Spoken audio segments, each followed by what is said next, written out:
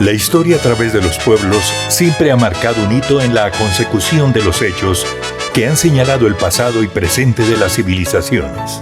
Es un hecho habitual que esa historia florezca a través de las gestas enmarcadas por los relatos auténticos de quienes vivieron en carne propia cada uno de los sucesos y dejaron como legado un recuerdo perenne que ha sido ejemplo para las nuevas generaciones.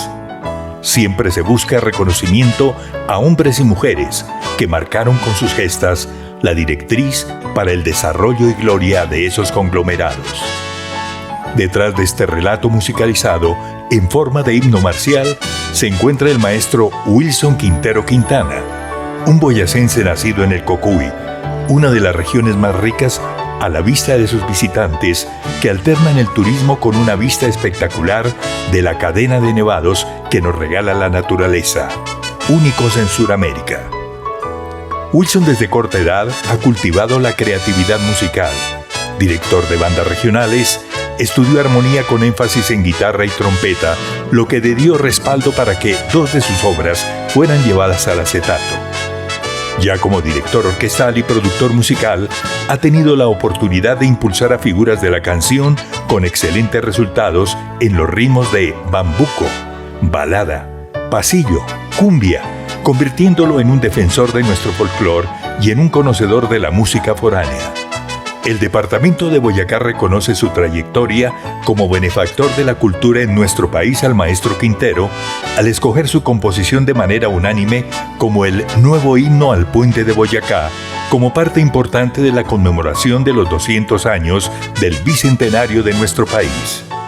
La ordenanza señala que la administración departamental garantizará que la obra musical Himno al Puente de Boyacá sea interpretada siempre en los actos protocolarios del Día de la Batalla de Boyacá, que se conmemora el 7 de agosto de cada año.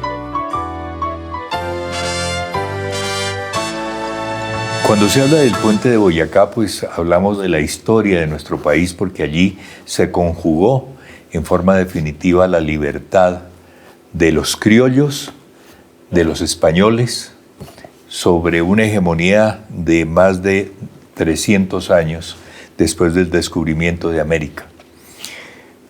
Pero ante todo, pues vamos a auscultar a Wilson Quintero Quintana, que es nuestro invitado especial en Savi Televisión, para hablar sobre el himno del Puente Boyacá y por qué el himno. Bienvenido. Gracias, Juanito. Gracias por la invitación y es un placer grande estar acá y ser testimonio de este año que es el año bicentenario. No es fácil decir que exista un personaje que haya estado hace 100 años en el centenario. Posiblemente no lo conocemos, o un militar que haya estado en ese tiempo. Y tampoco vamos a estar en los siguientes 100 años, o sea, para tener un tricentenario. Entonces nos correspondía el honor a esta generación de vivir esto y de vivirlo no como un show mediático, como algo que realmente se maneja desde el punto de vista publicitario, sino mirarlo desde el punto de vista patriótico. Eso que mencionas tú, de cómo estábamos con esa hegemonía de los españoles y los criollos, que los criollos somos todos los de Sudamérica que tenemos sangre de España, unida con la afroamericana, o esta combinación de criollos, mestizos, mulatos. En ese tiempo se dio esta idea de darle libertad a los países del norte de Sudamérica. Y el sueño o la empresa que emprendió el general Simón Bolívar, el libertador Simón Bolívar, a eso es lo que se le llama gesta libertadora. Gesta libertadora es la estrategia de cómo liberar y darle libertad a esos 5 países que mencionas tú. Sin embargo, hay que adicionar un 6º país, que es Panamá. Pero Panamá en ese tiempo hacía parte de la estructura de Colombia, pero si lo miramos ahorita, realmente Panamá también está como 6º país. De hecho, en los campos de batalla siempre están no 5 banderas, sino 6 banderas, porque está Panamá. Pero es una oportunidad muy bonita el haber participado en este año dentro de la campaña y la ruta libertadora. Campaña porque es la estrategia cómo pasamos por esos municipios, por esos departamentos, esos 5 departamentos que conforman la campaña, la estrategia, qué se tenía que hacer en cada uno de los puntos, y la ruta libertadora que la integran 49 municipios, tanto de Arauca, Casanare, Boyacá, Cundinamarca y Santander. Entonces, esta campaña o la Ruta Libertadora es un proyecto muy grande, un proyecto de muchos sacrificios y de mucha entrega por parte de los criollos.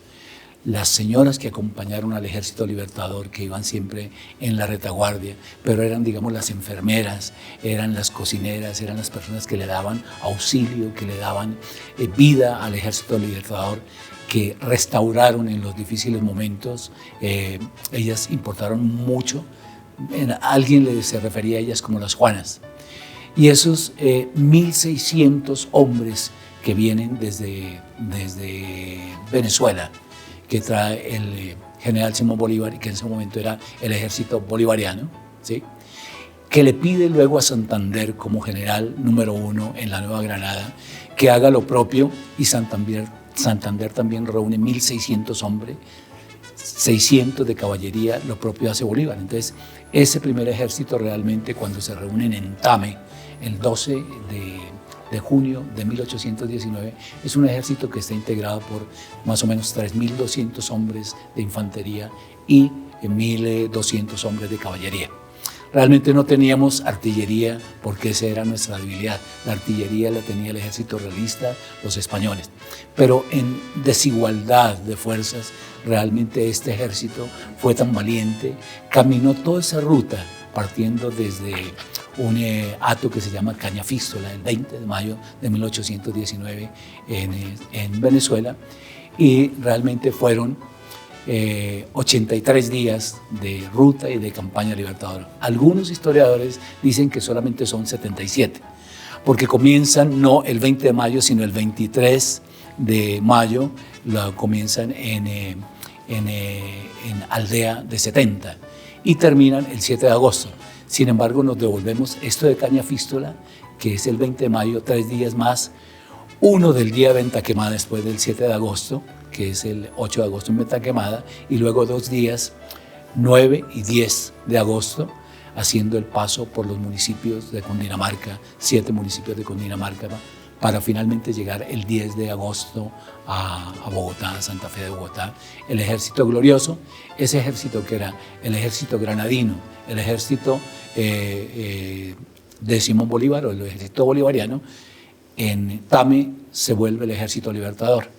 Y cuando el 7 de agosto se da todo el remate en la batalla de Boyacá, se convierte en el Ejército Nacional de Colombia. Cuando nosotros hablamos de esa famosa gesta libertadora y pensamos siempre que el creador de ella fue Simón Bolívar, hay que pensar que detrás de todo ese impulso intelectual y material también, porque fue un esfuerzo de él venirse con todos sus hombres y con el apoyo, lógicamente, del general Santander, piensa uno que definitivamente hace una comparación entre David y Goliat en la Biblia, porque realmente Goliat era básicamente los españoles y David pues era en este caso el ejército bolivariano.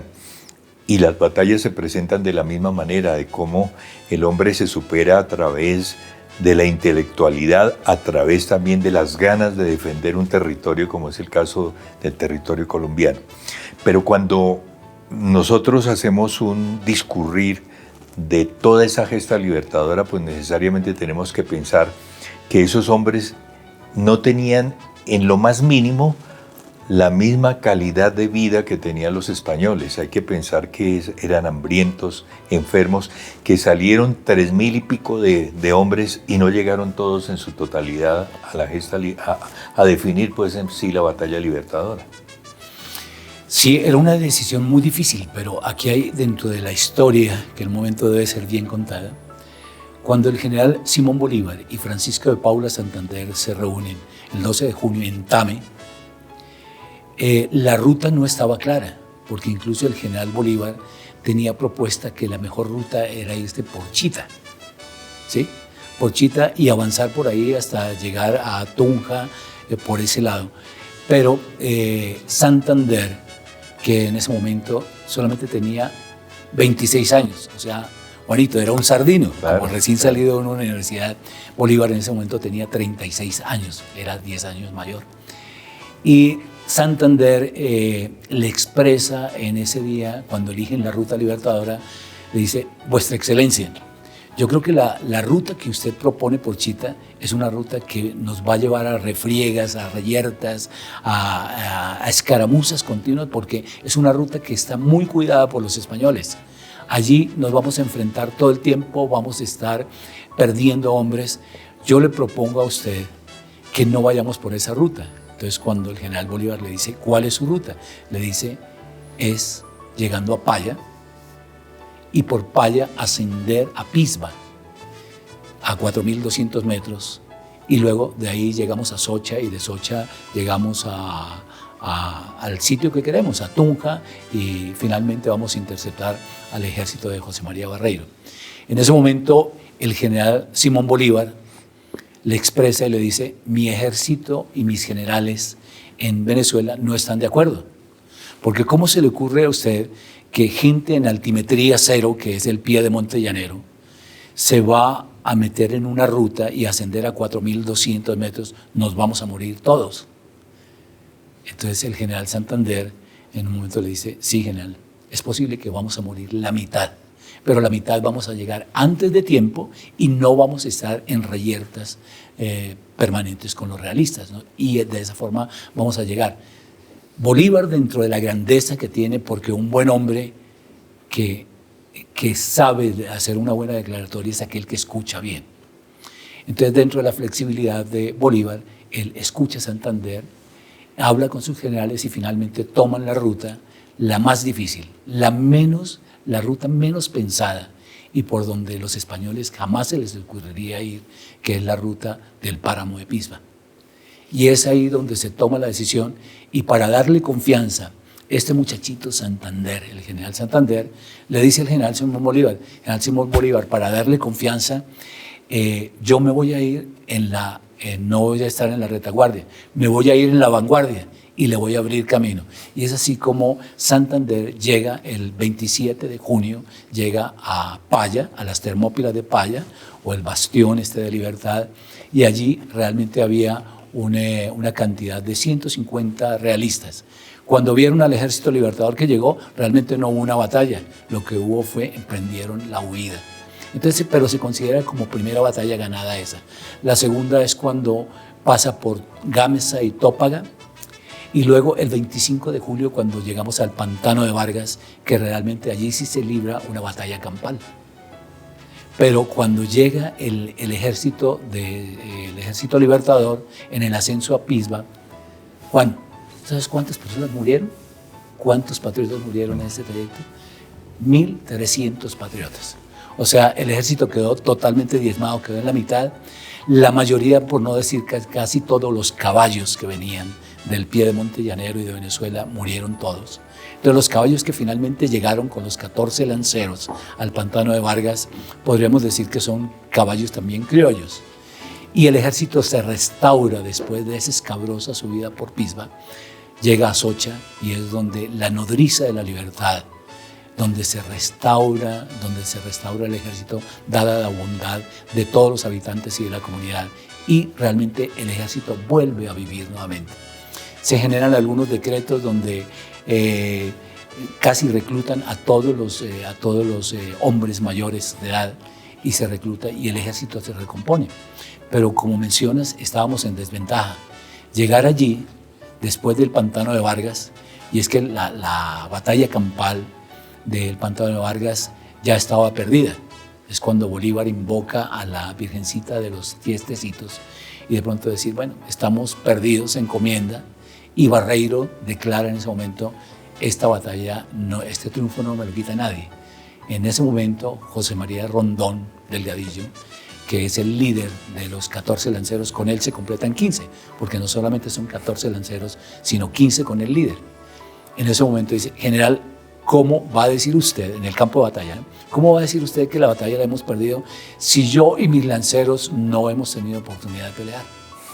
Entonces, cuando Bolívar le dice, general, salve usted la patria, no porque los 14 lanceros solitos hayan vencido a un ejército realista, sino porque el arrojo, el valor, el garbo, el donaire, la osadía de esos 14 lanceros, al emprender y al entregarse, al luchar, revivió todo el ejército y en ese momento en mancha o en montón, todo el ejército se va y se gana la batalla del puente la batalla del Pantano de Vargas.